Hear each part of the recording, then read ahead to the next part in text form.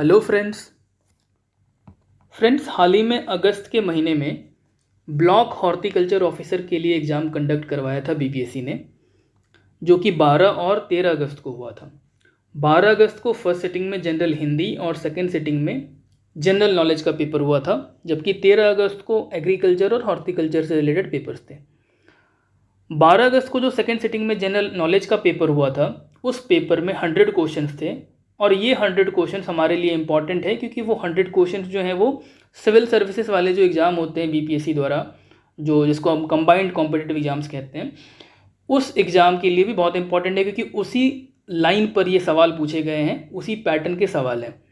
ठीक है, 100 क्वेश्चंस पूछे गए थे, जिसमें से जो क्वेश्चंस थे वो करंट अफेयर्स के क्वेश्चंस थे, history, geography, polity, economy, maths, reasoning के भी क्वेश्चंस थे उसमें। ठीक है, टोटल 20 क्वेश्चंस पूछे गए थे करंट अफेयर्स के, जो ऑलरेडी हम डिस्कस कर चुके हैं एक वीडियो में, जो आप चैनल पे जाके देख सकते हैं। इस वीडियो में हम मॉडर्न हिस्ट्री, आधुनिक भारत का जो इतिहास है, उससे रिलेटेड क्वेश्चंस देखने वाले हैं।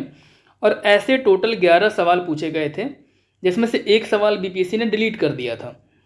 ठीक है, जो बीपीएससी ने आंसर की जारी किया, उस आंसर की में एक क्वेश्चन डिलीटेड है इन 11 क्वेश्चन में से। ठीक है, पर हम सारे सवाल को डिस्कस करेंगे इस वीडियो में। ये आप स्क्रीन पर कुछ टॉपिक्स देख सकते हैं, आप चाहें तो नोट कर लीजिए इन टॉपिक्स को, क्योंकि ये टॉपिक्स जो है वो 70th बीपीएससी के लिए भी इंपॉर्टेंट रहने वाला है, क्योंकि ये ऐसे टॉपिक्स हैं जो बीपीएससी बार बार पूछता है इन टॉपिक्स से क्वेश्चंस। जिसमें से जो पहला टॉपिक है इंडियन नेशनल कांग्रेस के लीडर से रिलेटेड एक सवाल यहाँ पे देखने को मिलेगा आपको। फिर पार्टीशन ऑफ बंगाल से रिलेटेड एक सवाल है। इंडियन नेशनल कांग्रेस में एक इवेंट है सूरत स्प्लिट, उससे रिलेटेड एक क्वेश्चन है। फिर पॉलिटिकल ऑर्गेनाइजेशन, जिसमें यहाँ पे कांग्रेस सोशलिस्ट पार्टी से संबंधित एक सवाल देखने को मिलेगा। महात्मा गांधी से संबंधित सवाल तो हर एग्जाम में पूछा ही जाता है एक ना एक, यहाँ पे भी एक सवाल है। 1857 की क्रांति, उससे भी रिलेटेड एक क्वेश्चन है। जवाहरलाल नेहरू से संबंधित एक सवाल है, उनकी बुक के बारे में पूछा गया, एक किताब के बारे में। काकोरी केस पूछा गया है। काकोरी केस से सवाल इसलिए शायद पूछा गया होगा क्योंकि 100 साल होने वाला है काकोरी केस को। 1925 में हुआ था ना, तो 100 साल 2025 में होगा, 99 ईयर्स हो गए हैं। मे बी जो हिंदुस्तान रिपब्लिकन एसोसिएशन है, जिसके लीडर्स के द्वारा ये किया गया था काकोरी केस रॉबरी जो है, तो हिंदुस्तान रिपब्लिकन एसोसिएशन को 100 साल हो रहे हैं 2024 में, इसी वर्ष, तो इसलिए भी ये यहाँ से क्वेश्चन पूछा गया होगा काकोरी केस से संबंधित। मुस्लिम लीग से संबंधित एक सवाल है और फिर डेवलपमेंट ऑफ एजुकेशन से संबंधित। चलिए हम सवाल देखना शुरू करते हैं। आप क्वेश्चन के पैटर्न को भी ध्यान से देखिएगा कि किस तरह से सवाल बीपीएससी पूछ रहा है। आपको कुछ क्वेश्चंस बिल्कुल फैक्चुअल वन लाइनर भी मिलेंगे, कुछ सवाल आपको स्टेटमेंट बेस्ड पे मिलेंगे। ठीक है, तो मिक्स है उन दोनों तरह के सवालों का। आप चाहें तो इस वीडियो को प्रैक्टिस के तौर पर भी यूज कर सकते हैं, अपनी हिस्ट्री की तैयारी को आप जज कर सकते हैं कि कहाँ पे आप अभी लाई कर रहे हैं। ठीक है, इन 11 सवालों में जितने सवाल आपके सही हों वो हमें कमेंट करके भी बताइएगा। कौन से सवाल आपके गलत हुए और क्यों गलत हुए वो भी बताने की कोशिश कीजिएगा। ठीक है, चलिए पहला सवाल है, आप पॉज करके आंसर देने की कोशिश कीजिए। Who used the terminology safety valve for the Congress in his article published in the young India of 1916? किसने कांग्रेस के लिए सुरक्षा वल्व शब्दावली का प्रयोग 1916 के यंग इंडिया में प्रकाशित लेख में किया था? अब इस क्वेश्चन में दो फैक्ट्स हैं, या कह लें दो कीवर्ड्स हैं। एक सेफ्टी वॉल्व, कांग्रेस के लिए एक टर्म यूज किया गया था सेफ्टी वॉल्व, और दूसरा यंग इंडिया एक मैगजीन था 1916 का, या एक पब्लिकेशन था 1916 का। तो पब्लिश हुआ था यंग इंडिया 1916 में, और सेफ्टी वॉल्व का टर्म, ये दोनों एक ही इंसान से संबंधित है, उसका नाम हमको बताना है। तो यहाँ पर इसका आंसर हो जाएगा ऑप्शन सी, लाला लाजपत राय। देखते हैं कैसे। देखिए, जो कांग्रेस बनी थी 1885 में, तो उसके लिए अलग अलग लीडर्स का अलग अलग विचार था, उसके बारे में अलग अलग पॉइंट ऑफ व्यू था, जो उन्होंने अपने अपने अलग अलग विचार वो रखते थे। जिसमें से जो एक्सट्रीमिस्ट लीडर थे लाला लाजपत राय, उनका मानना था कि कांग्रेस एक तरह से सेफ्टी वॉल्व है। सेफ्टी वॉल्व मतलब कि जो भारतीयों में अंग्रेजों के प्रति गुस्सा है वो किसी क्रांति के रूप में, किसी रिवॉल्ट के रूप में सामने ना आए, जैसा कि 1857 में हुआ था, है ना।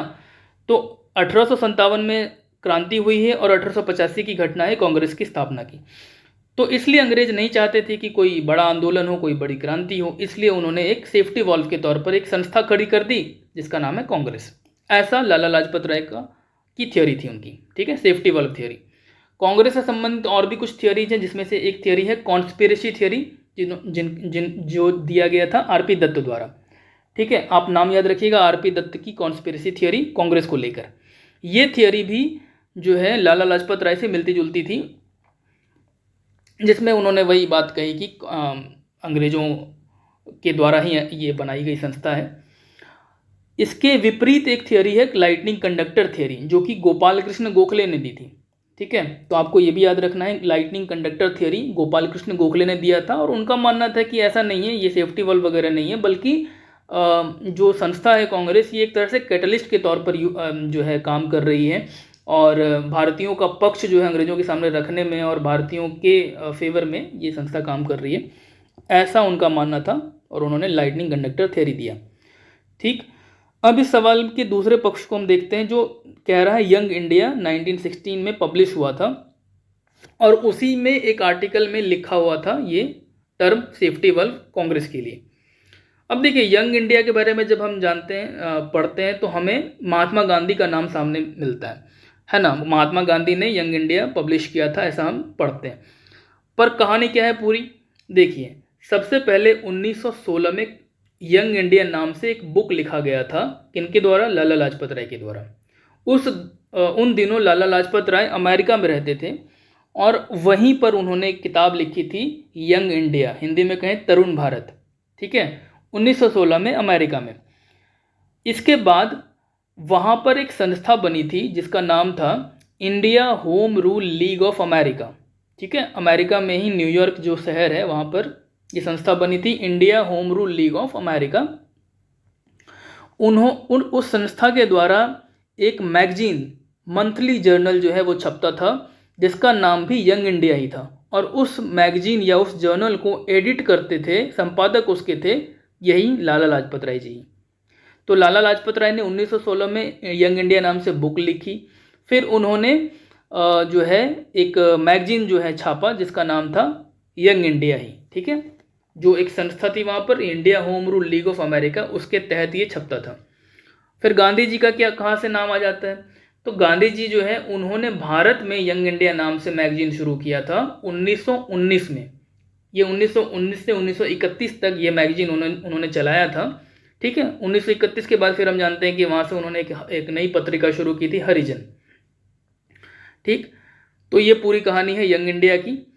1919 से 1931 तक गांधी जी ने चलाया भारत में, ठीक है ना। और एक और डिफरेंस ये है कि जो गांधी जी वाली मैगजीन थी यंग इंडिया, वो वीकली थी, साप्ताहिक थी, सप्ताह में एक बार छपती थी, जबकि अमेरिका में जो लाला लाजपत राय ने शुरू किया था मैगजीन, वो मंथली जर्नल था, ठीक है, मासिक पत्रिका थी। चलिए अब हम आगे बढ़ते हैं नेक्स्ट क्वेश्चन की तरफ। पॉज करके आप आंसर दीजिए। On which date partition of Bengal was declared, किस तिथि को बंगाल विभाजन की घोषणा की गई थी। एक चीज़ मैं आपको बताना भूल गया फ्रेंड्स, ये जो सवाल पूछा गया था ना सेफ्टी वॉल्व थ्योरी को लेकर, ये 69th बीपीएससी में भी पूछा गया था, ठीक है, जो 30 सितंबर 2023 पिछले साल आयोजित हुआ था, उसमें भी ये सवाल था, तो ये रिपीटेड क्वेश्चन है, ठीक है। और वैसे ही ये वाला सवाल भी रिपीटेड है, ये सवाल बीपीएससी ने 63rd में पूछा था, ठीक है, 63rd बीपीएससी का जो प्रीलिम्स हुआ था उसमें ये पार्टीशन ऑफ बंगाल के डिक्लेरेशन का डेट पूछा गया था उसमें भी। अब देखिए, किस तिथि को बंगाल विभाजन की घोषणा की गई थी। ऑप्शन ए है 19 जुलाई 1905, ऑप्शन बी है 16 अक्टूबर 1905, ऑप्शन सी है 7 अगस्त 1905, और ऑप्शन डी है नन ऑफ द अबव। तो इसका क्या आंसर होगा, इसका आंसर होगा ऑप्शन ए 19 जुलाई 1905।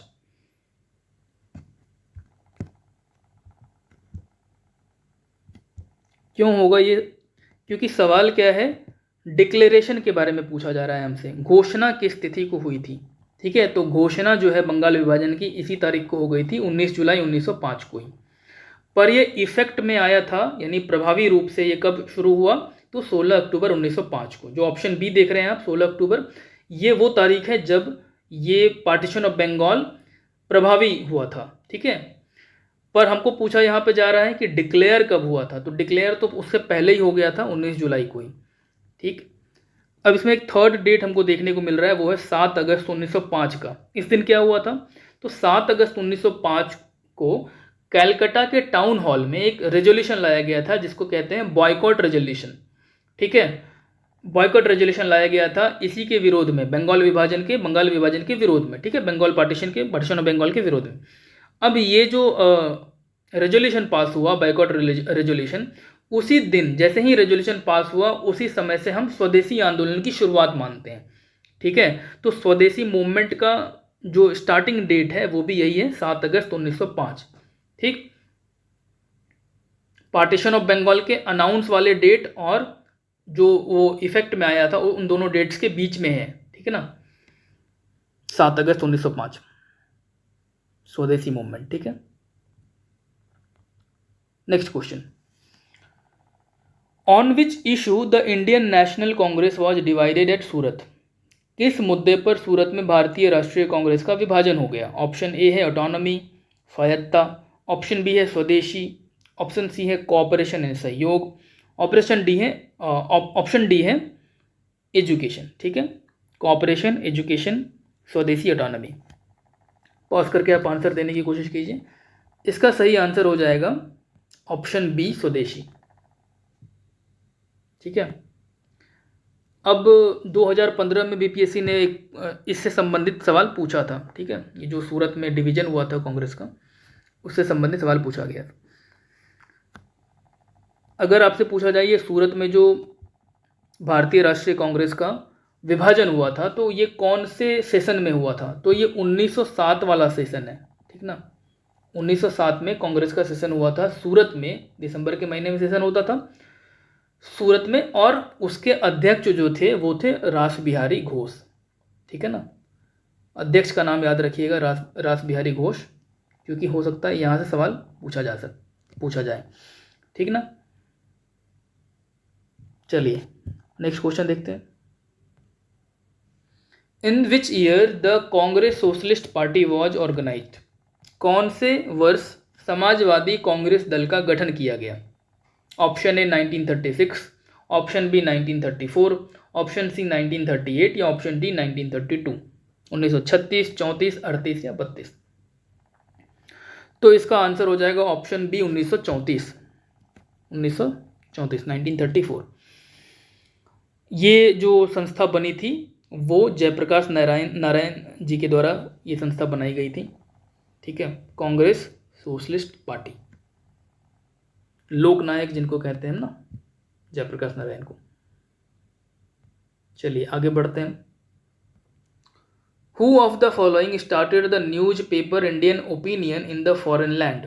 निम्नलिखित में से किसने विदेशी धरती पर इंडियन ओपिनियन नामक अखबार निकाला था।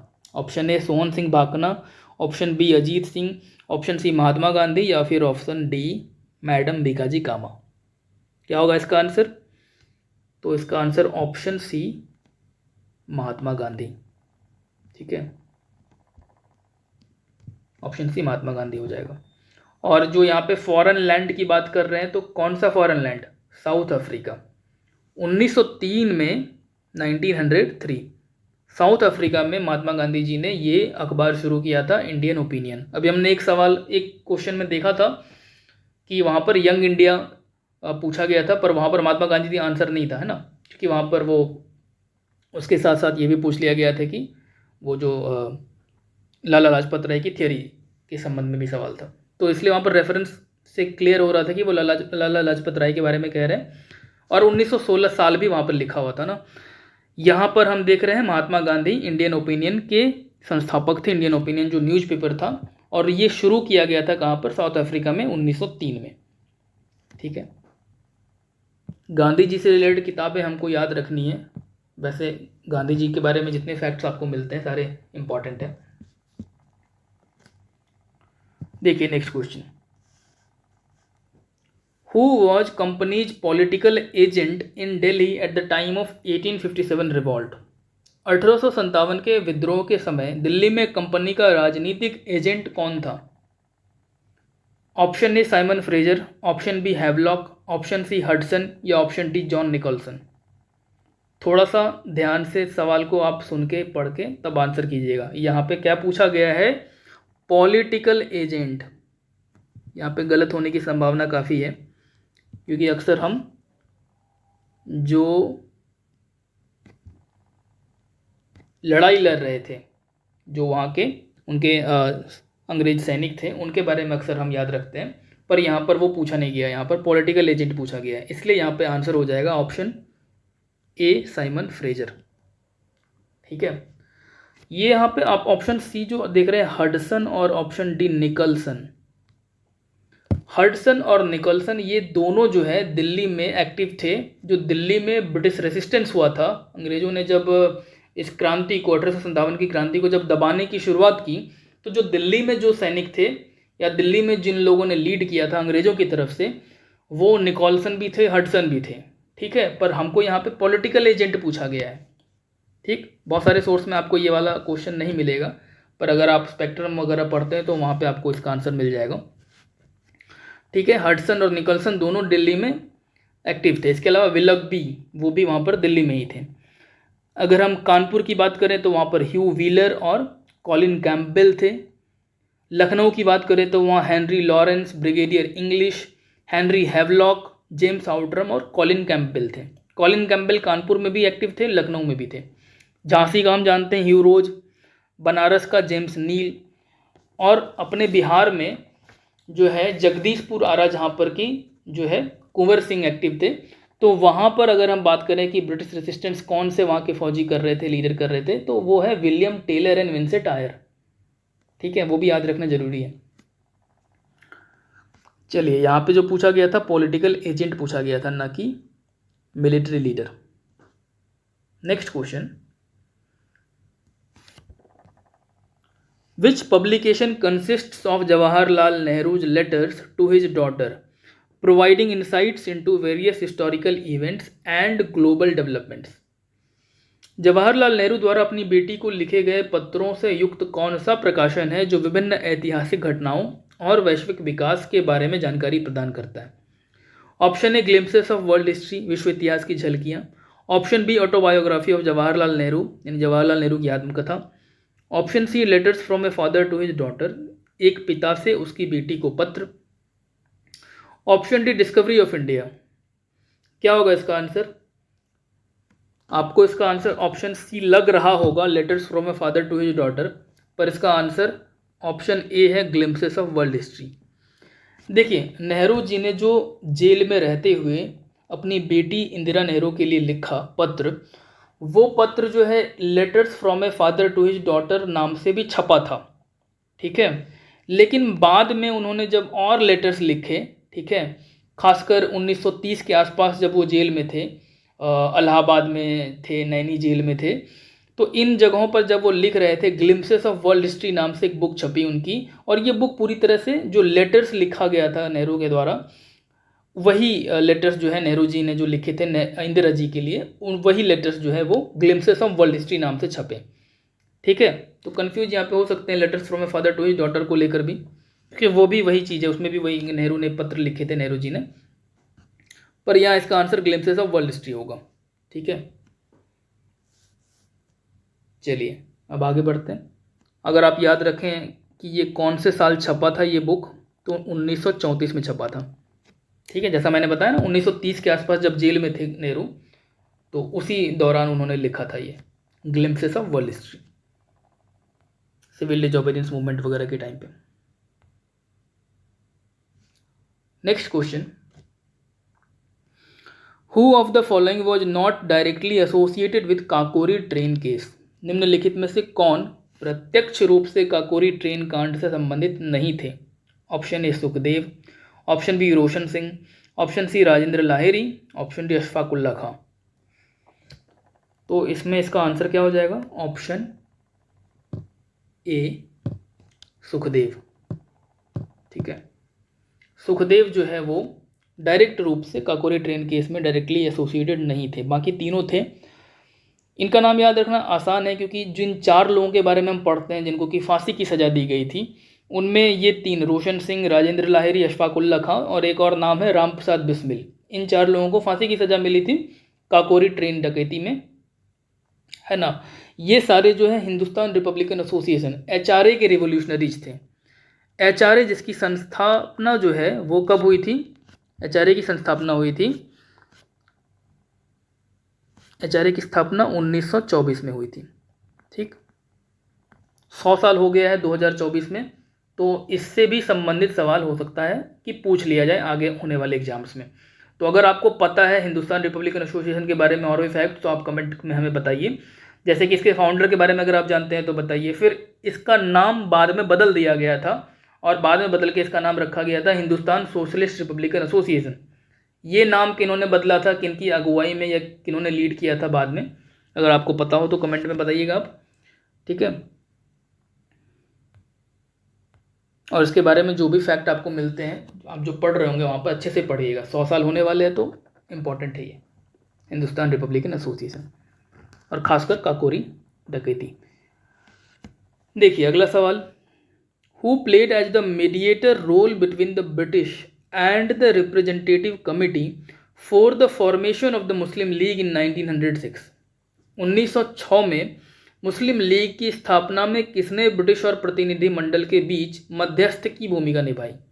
ऑप्शन ए है थियोडोर पेक, ऑप्शन बी है Lord Morley, option C Henry George Impey Siddons, और ऑप्शन डी है आर्चबॉल्ड। तो इसका आंसर हो जाएगा ऑप्शन डी, आर्चबॉल्ड। ठीक है, देखिए ये जो पूछा जा रहा है ना, 1906 में हमको पता है मॉर्ले मिंटो रिफॉर्म्स जो है वो 1909 में हुआ था, है ना। तो उससे पहले मुस्लिम लीग ने ये जो है, जो वहाँ पे लॉर्ड मॉर्ले थे, लॉर्ड मॉर्ले और मिंटो, है ना, तो उनसे वो जाकर के उन्होंने बोला, मुस्लिम लीग के नेताओं ने, मुस्लिम लीग के नेताओं को ये जो थे आर्चबॉल्ड जो है, आपको याद होगा कि सर सैयद अहमद खां जो है उन्होंने एक संस्था बनाई थी जिसका नाम था मोहम्मदन एंग्लो ओरिएंटल कॉलेज। एक इंस्टीट्यूशन खोला था उन्होंने अलीगढ़ में, जो बाद में अलीगढ़ मुस्लिम यूनिवर्सिटी हम देखते हैं। तो उन्होंने ही एनकरेज किया था किसको? नवाब मोहसिन उल मिल्क को। ठीक है, नवाब मोहसिन उल मुल्क को ये एनकरेज किया कि आप जो है मुस्लिम्स के नेता के तौर पे जाइए वाइसरॉय के पास, ठीक है, शिमला में, और जो सेपरेट इलेक्ट्रेट की बात है मुस्लिम्स के लिए उसकी बात जाके कीजिए। ठीक है, 1909 का जो मॉर्ले मिंटो रिफॉर्म्स है उसमें हम जानते हैं कि जो मुस्लिम्स हैं उनके लिए ये सेपरेट इलेक्ट्रेट की व्यवस्था की गई थी, है ना। तो उसके लिए डिमांड जो है वो जब रखा गया मुस्लिम लीग की तरफ से, तो उसके लिए भेजा गया था किनके द्वारा? आर्चबॉल्ड के द्वारा। ठीक है, ये प्रिंसिपल थे मोहम्मदन एंग्लो ओरिएंटल कॉलेज के,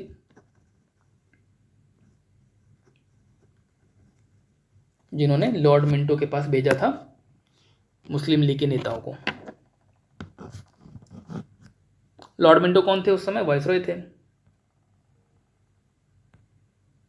चलिए नेक्स्ट क्वेश्चन देखते हैं।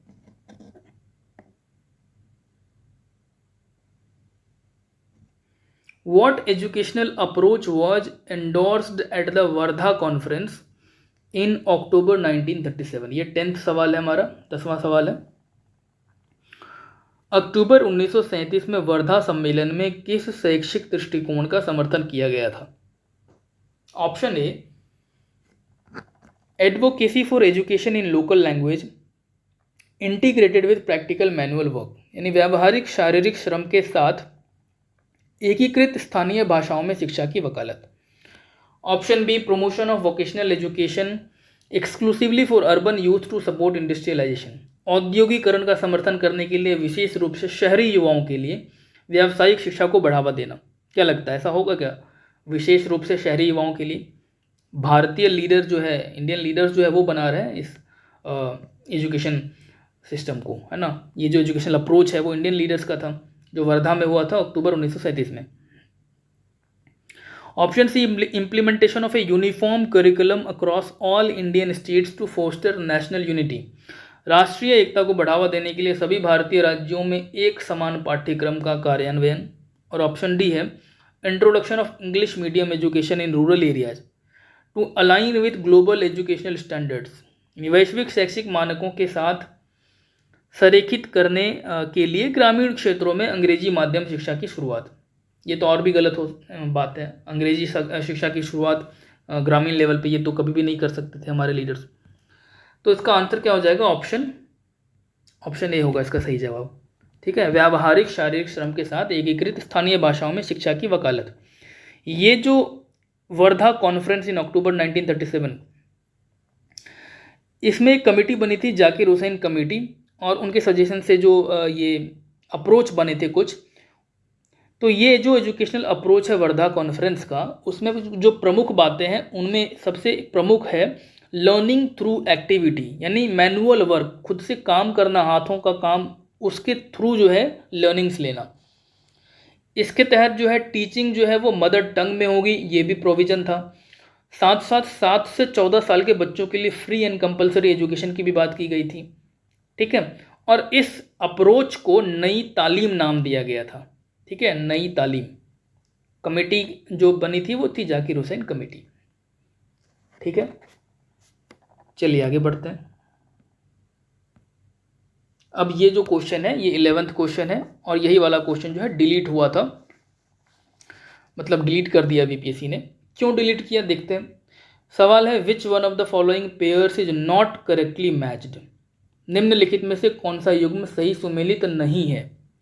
यहाँ पे एक तरफ मैगजीन या न्यूज़पेपर जो है वो उनकी लिस्ट है, और दूसरी तरफ एडिटर, उसके संपादक की सूची है। ठीक है, देखिए पहला कह रहा है advocate of India NN Sen, दूसरा कह रहा है हिंदुस्तानी दादा भाई नौरोजी, तीसरा कह रहा है बंगाली SN बनर्जी, और चौथा है डी ऑप्शन सुधारक गोपाल कृष्ण गोखले। अब इसमें कह रहा है कि नॉट करेक्टली मैच्ड, कौन सा करेक्टली मैच नहीं किया हुआ है। एक एक करके देखते हैं। पहला है एडवोकेट ऑफ इंडिया, जिसको मैच किया गया है NN सेन के साथ। अब देखिए एडवोकेट ऑफ इंडिया नाम से कोई मैगजीन ऐसी थी, ऐसा तो मुझे पता नहीं है, पर एडवोकेट नाम से एक मैगजीन थी जो कि GP वर्मा छापते थे। ठीक है, जिसके एडिटर GP वर्मा थे। तो एडवोकेट आपको याद रखना है, PYQ में भी है एडवोकेट, जिसके कि एडिटर थे GP वर्मा। ठीक, तो ये वाला जो है ये तो गलत हो गया, हमको नॉट करेक्ट ही पूछ रहा है, तो ऑप्शन जो ए है वो नॉट करेक्ट है। तो क्या ऑप्शन ए सही होना चाहिए। आगे वाले ऑप्शंस पहले देख लेते हैं। ऑप्शन बी में है हिंदुस्तानी बाय दादा भाई नौरोजी। अब हिंदुस्तानी नाम से कोई मैगजीन दादा भाई नौरोजी ने शुरू किया था, ऐसा कहीं देखने को मिलता नहीं है। ठीक है, दादा भाई नौरोजी की मैगजीन्स में हम रस्त गुफ्तार जो है वो देखते हैं, पर ये हिंदुस्तानी नाम से कोई पत्रिका न्यूज़पेपर उन्होंने छापा था ऐसा है नहीं रिकॉर्ड में। तो ये भी ऑप्शन गलत। ठीक है, ये भी स्टेटमेंट गलत है। ऑप्शन सी जो है वो है बंगाली बाय सत्येंद्र नाथ बनर्जी। तो ये बात सही है, जो द बंगाली न्यूज़पेपर था, जर्नल था, उसके एडिटर थे सत्येंद्र नाथ बनर्जी। ठीक है, तो ये वाला सही है, ऑप्शन सी सही है। ऑप्शन सी सही नहीं है, मतलब ऑप्शन सी में मैच सही किया गया है। हमको ध्यान रखना है कि एक सवाल पूछा गया था नॉट करेक्ट, तो ऑप्शन सी जो मैच किया गया है वो करेक्ट मैच है, बंगाली का सत्येंद्र नाथ बनर्जी। पर देखिए बंगाली मैगजीन जो है वो शुरू किया था गिरीश चंद्र घोष ने, याद रखिएगा गिरीश चंद्र घोष जी का नाम, बंगाली के संस्थापक थे, पर एडिटर कौन थे, सत्येंद्र नाथ बनर्जी। तो सही है ये। फिर है ऑप्शन डी सुधारक बाय गोपाल कृष्ण गोखले।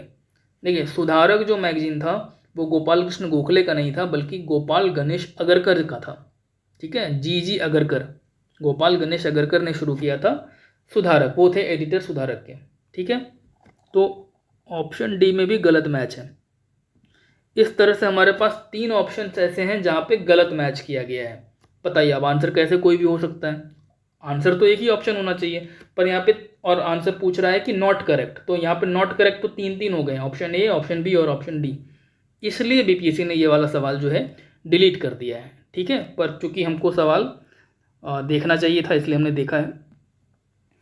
ठीक, तो ये कुल 11 सवाल थे। अब आपने इन 11 क्वेश्चन में से कितने सही किए या कितने आपको आते थे वो हमको कमेंट में ज़रूर बताइएगा। ठीक है, अगर आपको वीडियो अच्छा लगा हो तो आप वीडियो लाइक कर लीजिए, अगर पहली बार चैनल देख रहे हैं तो सब्सक्राइब कर लीजिए। ठीक है, हमारे चैनल पे आपको सब्जेक्ट वाइज और ईयर वाइज जो एग्ज़ाम वाइज है आपको बीपीएससी के जितने PYQs है वो मिल जाएंगे। ठीक है, और जो सब्जेक्ट्स नहीं अभी कवर हुए हैं उनको भी कवर किया जाएगा धीरे धीरे। ठीक, तो आप हमारे चैनल को एक बार देखिए, वहाँ पे जाके प्लेलिस्ट को चेक कीजिए। और अगर आपको अच्छा वीडियो लग रहा है, हमारा कंटेंट पसंद आ रहा है, तो अपने दोस्तों को जो भी प्रैक्टिस कर रहे हैं, प्रिपेयर कर रहे हैं आपके साथ में, उनको भी ज़रूर शेयर कीजिएगा। ठीक है, इस वीडियो में फ़िलहाल इतना ही। धन्यवाद।